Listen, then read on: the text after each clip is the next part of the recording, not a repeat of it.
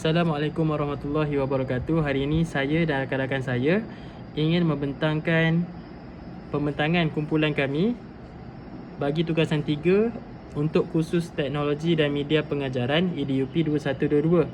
Okay, ahli kumpulan kami terdiri daripada saya sendiri, Muhammad Fizani bin Tahal Elias Taha, Muhammad Khairul bin Abdul Kadir dan juga Muhammad Syahmi bin Hamzah. Okey, tajuk yang diterima ialah e-journal inovasi dalam perkongsian ilmu.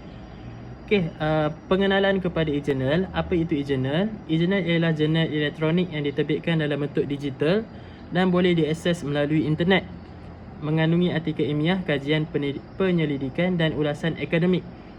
Kepentingan e-journal membantu penyelidik dan pelajar mendapatkan maklumat terkini dengan cepat. Memudahkan penyebaran ilmu secara global tanpa had geografi. Jadi kita dapat tengok e-journal ni berbeza dengan jurnal-jurnal tradisional. E-journal ni dapat diakses dengan mudah melalui capaian internet sahaja. Objektif pembelajaran memahami konsep e-journal, mengenal pasti kelebihan dan cabaran serta menganalisis contoh e-journal yang digunakan dalam bidang akademik dan profesional. Okey, definisi e-journal sama seperti tadi, adalah jurnal yang diterbitkan secara dalam talian dan boleh diakses melalui platform digital seperti laman web, pengkalan data atau aplikasi mudah alih. Ia mengandungi artikel ilmiah dalam format digital seperti PDF, HTML, EPUB yang boleh dimuat turun dan dibaca pada peranti elektronik. Jadi mudahlah, kita just akses melalui internet dan dibaca melalui peranti elektronik seperti telefon bimbit dan juga laptop. Okay, ciri-ciri utama format digital: mempunyai DOI, Digital Object Identifier, sistem pengindeksan untuk pencarian mudah, boleh diakses melalui komputer, tablet maupun telefon pintar. Okey, perbezaan jurnal bercetak dan e-journal. Okey, jurnal bercetak ni jurnal yang tradisional. Okey, bentuk fizikal, e-journal pula digital. Kalau jurnal bercetak ni kita dia fizikal, dia adalah nyata dekat kita kan. Dia dalam bentuk hard copy kan. Tapi kalau e-journal ni kita boleh akses secara digital saja. Akses bagi jurnal bercetak terhad. E-journal pula mudah dicapai secara dalam talian, dekat mana-mana saja dan bila-bila masa saja. Kos jurnal bercetak lebih mahal kerana ada kos percetakan dan juga kos untuk pengedaran. Manakala untuk e-journal lebih murah ataupun percuma kan. Kita boleh pergi dekat Google dan search saja benda tu. Kelestarian jurnal bercetak ni kurang lestari sebab dia menggunakan kertas. Manakala e-journal pula lebih lestari. Dia tak perlu nak print ataupun tak perlu nak cetak dekat atas kertas. Okey, kemas kini perlahan, perlu cetak edisi baharu. Sama macam jurnal kan, kalau ada penambahan maklumat dia akan cetak semula. Jadi lambatlah. Kalau e-journal pula cepat. Dia kemas kini dekat laman web tersebut sahaja. Okey, kelebihan e-journal: akses mudah dan pantas, akses global. E-journal boleh diakses di mana-mana sahaja selagi ada sambungan internet, membolehkan penyelidik dari pelbagai negara berkongsi ilmu tanpa halangan geografi. Jadi kita pun dekat Malaysia ni boleh nak akses jurnal-jurnal dekat Amerika, dekat Jepun, dekat mana-mana saja. Lagi satu yang menariknya, akses 24 jam. Tak ada sekatan masa kan. Kita kan dekat alam maya ni pun tak ada had. Kita boleh akses bila-bila je yang kita nak. Akses segera, pengguna tidak perlu menunggu cetakan atau penghantaran jurnal fizikal. Artikel boleh dimuat turun dan dibaca serta-merta selepas penerbitan. Tinggal download sahaja. Okey, seterusnya kelebihan e-journal: mesra alam dan menjimatkan kos. Pengurangan penggunaan kertas. Kos penerbitan rendah. Ini semua disebabkan oleh tiada cetakan diperlukan. Penjimatan ruang fizikal. Yang ni, perpustakaan tidak perlu menyediakan ruang fizikal yang besar untuk menyimpan jurnal, membolehkan penggunaan ruang yang lebih efisien. Kalau e-journal ni dia disimpan dekat atas talian. Okey, yang seterusnya kelebihan e-journal: kemudahan pencarian dan rujukan silang.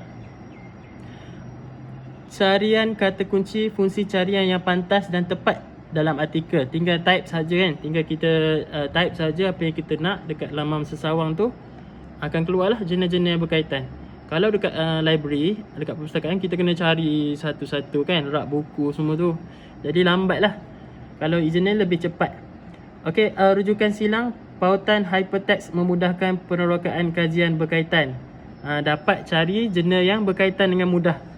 Penapis maklumat, tapisan hasil carian mengikut tahun, penulis atau bidang. Kemudahan petikan, format petikan sedia disalin untuk penjimatan masa. Kita boleh copy saja format petikan yang sedia disalin untuk penjimatan masa. Kalau jurnal fizikal, jurnal yang tradisional, kita kena type balik kan, sebab kita tak boleh nak copy benda tu. Okay, next, kelebihannya yang seterusnya, flexibility dalam kemaskini maklumat. Pembetulan segera, kesilapan dalam artikel boleh diperbetulkan dengan cepat tanpa perlu mencetak semula keseluruhan jurnal. Versi berbilang, versi lama dan baharu boleh disimpan untuk rujukan sejarah. Yang ni kalau dah update pun masih boleh tengok versi yang sebelumnya. Pembetulan segera pun menunjukkan yang e-journal ni lebih fleksibel lah. Okey, kemaskini berkala, maklumat boleh dikemaskini secara berkala apabila terdapat penemuan baru. Maklum balas interaktif. Pembaca boleh memberikan komen dan maklum balas secara langsung. Okey, sekian saja daripada saya. Saya serahkan kepada sahabat saya yang seterusnya. Terima kasih. Baik, kita akan teruskan dengan cabaran dalam penerbitan akses e-journal. Walaupun kita tahu bahawa e-journal ni menawarkan pelbagai kebaikan seperti kemudahan capaian dan sumber maklumat yang luas, namun terdapat juga beberapa cabaran utama yang menghalang penggunaannya secara meluas. Cabaran pertama adalah akses terhad, di mana banyak e-journal berkualiti memerlukan langganan berbayar yang boleh menjadi beban kewangan kepada institusi pendidikan serta penyelidik individu. Hal ini menyebabkan akses kepada ilmu pengetahuan hanya terhad kepada mereka yang mampu membayar sahaja. Sedangkan penyelidikan ni sepatutnya boleh dimanfaatkan oleh semua pihak. Baik, yang kedua ialah juran digital, iaitu tidak semua kawasan mempunyai akses internet yang stabil, terutamanya di luar bandar atau negara yang sedang membangun. Perkara ini menjadikan e-journal sukar diakses oleh pelajar, pendidik dan penyelidik yang tinggal di kawasan dengan infrastruktur internet yang kurang maju, sebagai contoh di kawasan pedalaman. Cabaran yang ketiga ialah keperluan teknologi. Ini kerana untuk mengakses e-journal, seseorang memerlukan peranti seperti komputer, tablet atau telefon pintar serta kemahiran digital yang mencukupi.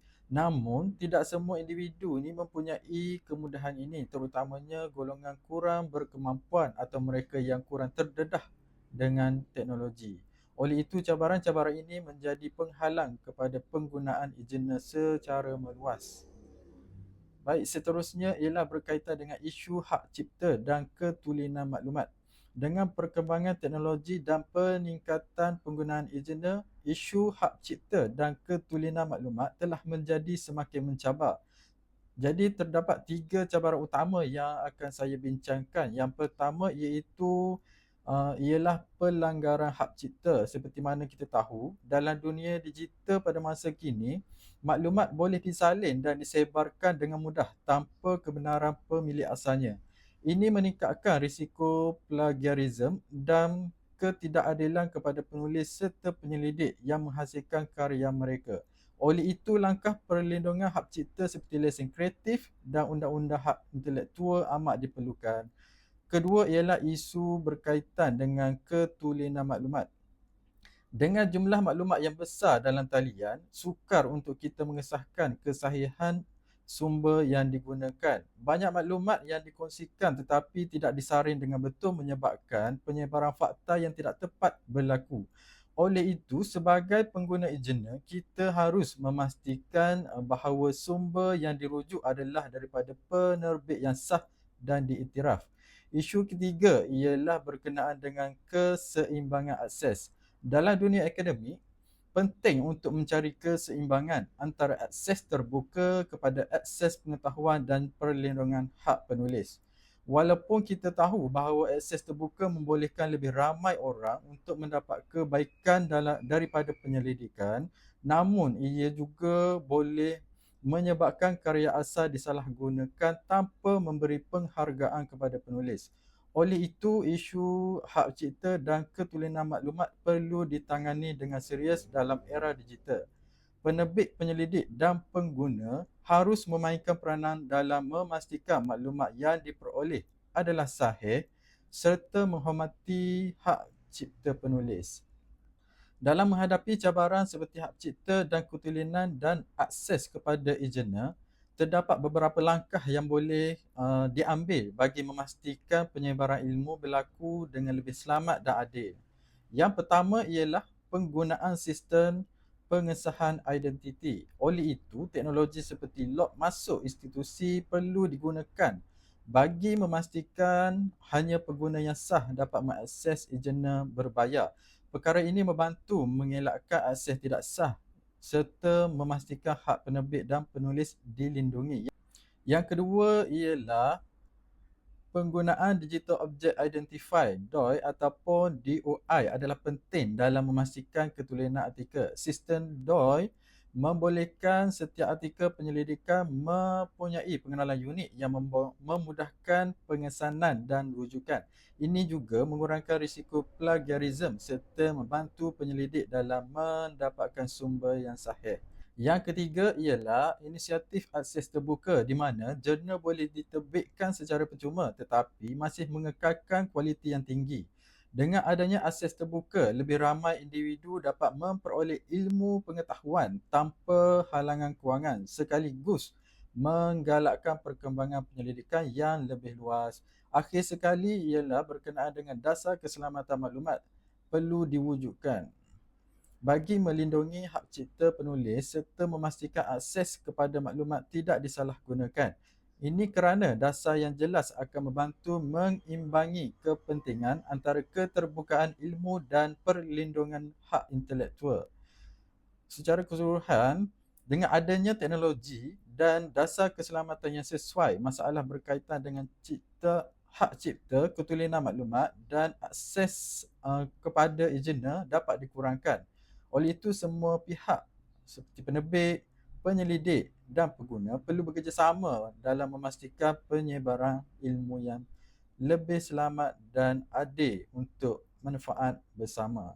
Baik, seterusnya kita akan lihat beberapa engineer yang terkenal dan mudah diakses. Salah satunya ialah Google Scholar, iaitu platform yang membolehkan kita mencari artikel akademik, tesis, buku dan kertas persidangan dengan mudah. Google Scholar ni berfungsi sebagai enjin carian akademik yang mengumpulkan pelbagai dokumen ilmiah dari pelbagai bidang. Ia membolehkan pengguna mencari maklumat dengan lebih spesifik sama ada dalam bentuk artikel jurnal, tesis atau buku. Jadi dengan adanya platform ini, akses kepada ilmu menjadi lebih luas dan mudah. Salah satu kelebihan utama Google Scholar ni, ia mudah digunakan. Antara mukanya yang mesra, pengguna membolehkan pencarian dilakukan dengan mudah menggunakan kata kunci, nama penulis atau tajuk. Selain itu, hasil carian juga boleh ditapis berdasarkan tahun penerbitan atau tahap kerelevanan, menjadikan carian lebih efisien dan tepat. Yang kedua ialah JSTOR. JSTOR merupakan sebuah pengkalan data digital yang menyediakan akses lebih daripada 12 juta artikel akademik, buku dan sumber utama lebih daripada 2,000 jurnal dalam pelbagai disiplin. Ia menjadikan salah satu sumber rujukan yang paling bernilai bagi penyelidik dan pelajar, terutamanya dalam bidang sains sosial dan kemanusiaan. Dengan koleksi bahan akademik yang luas, JSTOR membantu pengguna mendapatkan maklumat yang sahih dan berkualiti tinggi dan untuk penyelidikan mereka.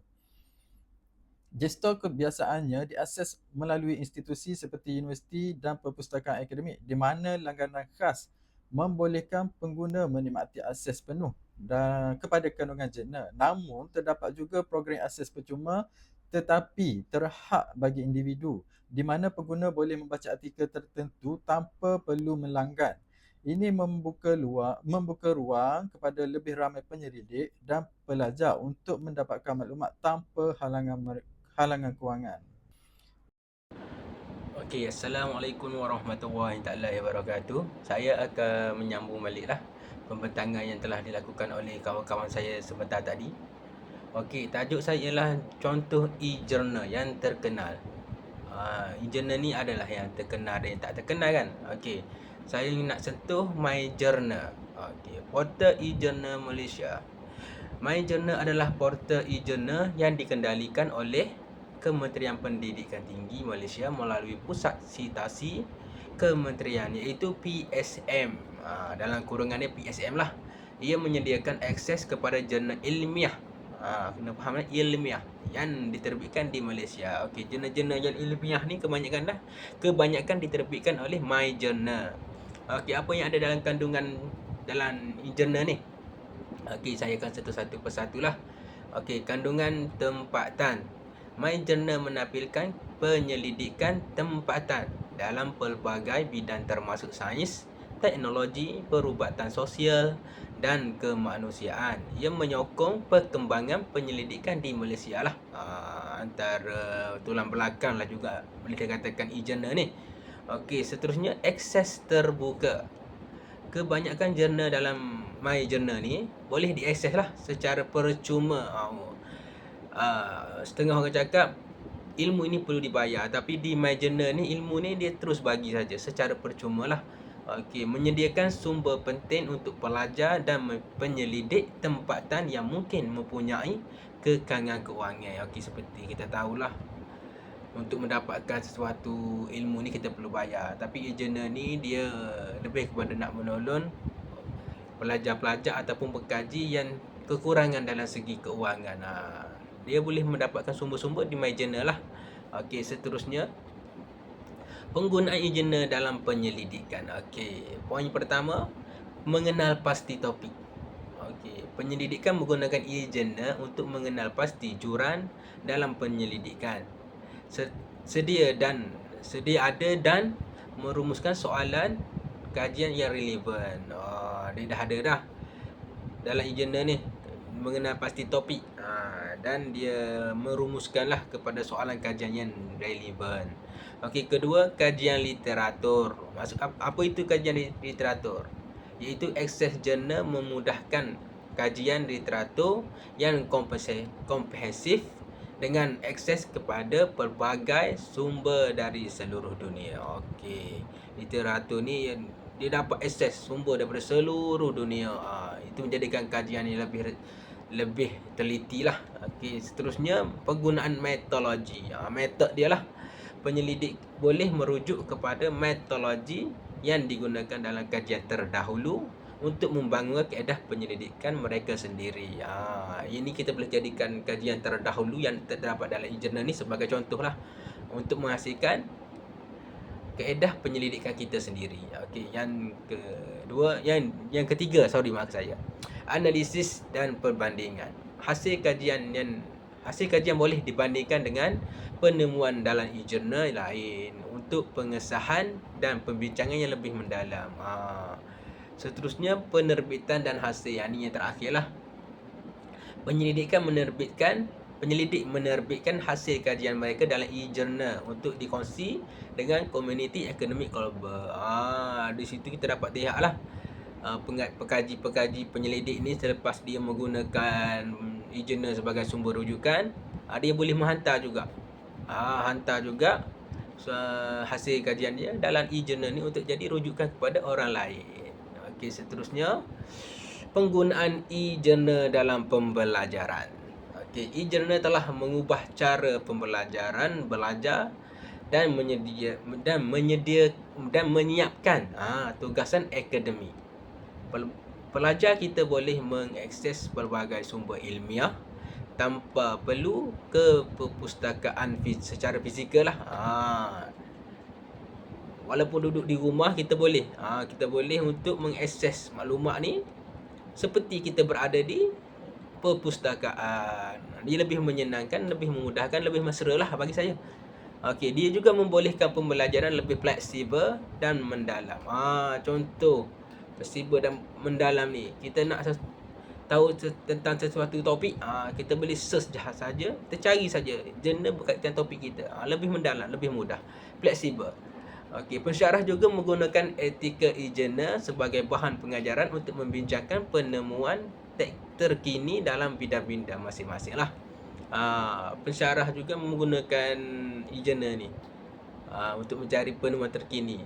Jadi kalau pelajar sendiri menggunakan juga e-journal ni, lebih mudah kita memahami dan lebih dekat kita dengan pensyarah untuk berbincang mengenai sesuatu jurnal lah. Okey, rumusan dan manfaat e-journal. Akses tanpa had. 24 jam kita boleh akses. Kalau kita bangun 3-4 pagi ke, kita boleh akses e-journal ni tanpa minta kebenaran lah. Jadi fleksibel bagi saya. Bila-bila saja, sebelum berbuka puasa ke, boleh kita nak akses. Okey, e-journal boleh diakses pada bila masa walaupun di mana kita berada. Macam saya cakap tadi lah, walaupun kita berada di bilik, kita boleh akses secara talian, dalam talian lah. Okey, 60% penjimatan kos. 60% penjimatan kos ni bermaksud pengurangan kos lah penerbitan berbanding jurnal bercetak. Kita dapat menjimatkan dana-dana ataupun duit-duit kita daripada mencetak jurnal kita. Kita hanya perlu hantar kepada e-journal dan jurnal kita telah diterbitkan. Macam itulah. Okey, kecepatan pencarian sebanyak 90% lah. Ini kita tahulah. Peningkatan kecekapan mencari maklumat secara relevan. Kita hanya type sahaja, tulis saja di dalam komputer ataupun handset. Dengan senang saja e-journal dan tajuk yang kita nak tu, jurnal-jurnal yang kita nak berkaitan tajuk-tajuk yang kita kaji tu senang untuk dapat secepat sempatas kilat. Okey, kalau kita nak macam perpustakaan, kita nak cari kan satu-satu, pergi lorong 2, lorong A, lorong B, itu memakan masa lah. Okey, seterusnya mesra. Di sini ada mesra sikit. Mesra alam. Penggunaan kertas dan sumber alam ni dapat dikurangkan lah bila kita guna dalam talian ni. Penjimatan dalam kos, kertas-kertas tu dapat dijimatkan banyak 100%. Okey, cadangan penggunaan e-journal secara meluas. Promosi e-journal akses terbuka. Di sini. 1, 2, latihan kepada penggunaan e-journal. 3, peningkatan infrastruktur. Seterusnya, kerjasama dalam institusi. Dan yang terakhir, dasar sokongan kerajaan lah. Apa-apa yang kita nak buat tentang benda-benda yang ilmiah ni, bila dapat sokongan kerajaan tu memang selalunya berjaya lah, tanpa gangguan apa-apa lah. Okey, catapan dalam slide saya ni menunjukkan keutamaan cadangan untuk meningkatkan penggunaan e-journal lah. Promosi e-journal akses merupakan cadangan utama dengan 30%, mengikut carta yang saya bagi dalam slide saya lah. Diikuti oleh latihan penggunaan e-journal sebanyak latihan ni sebanyak 25%, dan peningkatan infrastruktur digital sebanyak 20%, kerjasama dengan institusi sebanyak 15%, dan dasar sokongan kerajaan sebanyak 5%. Juga penting untuk memastikan penggunaan e-journal ni lebih meluas lah. Okey, masa depan e-journal. Kecerdasan buatan AI. Penggunaan AI untuk mencadangkan artikel berkaitan dan menganalisis trend penyelidikan. Kedua, realiti maya, iaitu penggunaan bacaan interaktif menggunakan teknologi VR untuk realisasi data dan konsep kompleks lah. Okey, dan yang ketiga, teknologi blockchain, iaitu pengesahan ketulinan dan perlindungan hak cipta yang lebih baik menggunakan teknologi ini. Okey, dan yang terakhir, integrasi global, iaitu sistem e-journal dalam yang lebih bersepadu meretasi sempadan negeri dunia lah. Ibarat negeri, negara, institusi, yang meretasi semua. Okey, kesimpulan saya simpulkan semuanya lah, e-journal telah membawa revolusi dalam cara kita mengakses dan berkongsi ilmu pengetahuan, dengan kelebihan seperti akses mudah, penjimatan kos, dan kemudahan pencarian lah. E-journal telah menjadi alat penting dalam dunia akademik dan penyelidikan. Walaupun terdapat cabaran seperti isu akses terhad dan hak cipta, pelbagai penyelesaian telah dibangunkan untuk mengatasi masalah-masalah inilah. Dengan perkembangan teknologi yang berterusan seperti sekarang ni, masa depan engineer dapat dilihat cerah dan berpotensi untuk lebih ke depan lah. Okey, sebagai kesimpulannya, engineer bukan sahaja mengubah cara kita mengakses maklumat, tetapi juga mengubah landscape penerbitan akademik secara keseluruhan. Okey, ia membolehkan perkongsian ilmu yang lebih domestik dan global, boleh membantu memajukan pengetahuan manusia yang dengan lebih cepat dan efisien. Oleh itu, kita perlu mengambil kesempatan ini untuk menggunakan e-journal sebaik mungkin dalam pembelajaran, penyelidikan dan penggunaan profesional kita lah sebagai guru. Okey, terima kasih.